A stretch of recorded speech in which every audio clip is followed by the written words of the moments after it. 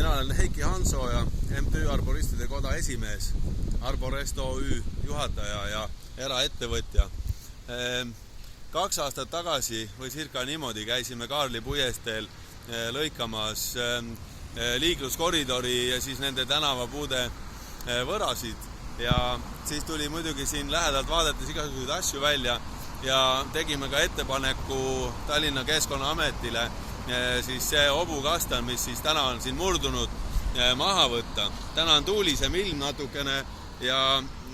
on sellised tuuleiilid ja see ongi kõige ohtlikum versioon siis, mismoodi tuulte koridorides tekivad sellised päris arvestatavad jõud ja siis surub nõrgemad asjad kummuli. Et me oleme siin natukene konfliktis nende omavalitsuse suhtumistega, et arboristika ikkagi eelkõige hoolitseb selle eest, et linnas oleks inimestel puude juures turvaline elada, aga millegipärast on Eestis selline suhtumine, et puud lastakse nii vanaks, nii suureks ja nad võivad nagu ise kukkuda. Et täna oli siin õnnelik õnnetus, et selle hobukastani, mis on murdunud siis kella 12 paiku päeval, keskpäeval, kui oli tohutu liiklus siin, et siis võttis kaasa need trolliliinid muidugi ja siis oli siin ilge ummik trolle ja terve liiklus oli häiritud, aga seda, et meid oleks kuulda võetud õigel ajal, kui me ütlesime selle puu kohta oma arvamuse, et see tuleb nagu ära võtta, et siis seda ei tehtud, aga noh, siin pole ju mitte midagi. Aga et siis on erinevad sellised aspektid ja mulle sellepärast tekitas natukene üllatus selle Euroopa aasta 2015 siis City of Trees Tallinnale see nomineeritud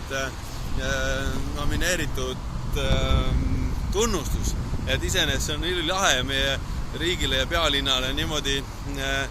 tunnustust avaldada, aga ma arvan, et meil on ilgelt suur töö veel ära teha, et täna päevastada natukene seda mõtlemist, et inimestel oleks puust nagu hea mulje, et nad ei kardaks puid ja asju ja seda me saame ainult neid süstemaatiliselt siis kontrollides, tagades siis kodanikele turvalisuse tunde. Ja täna just kuulsin siin puuetega inimeste koja siis liikmetelt, kes tulid välja, et siis nendel siin samas teisel pool on veel üks murdunud puu pargis ja siis Kadrioru pargis juhtus ka ohvritega siis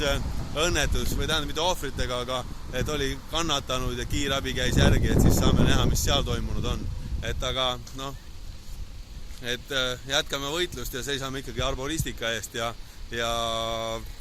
proovime natukene tänapäevastada neid mõttelaade ja sealt nõukaaja sellises ohutustunnetusest nagu vaikselt välja tulla, ennem kui keegi surma saab. Aga edu siis ja palju tööd meile!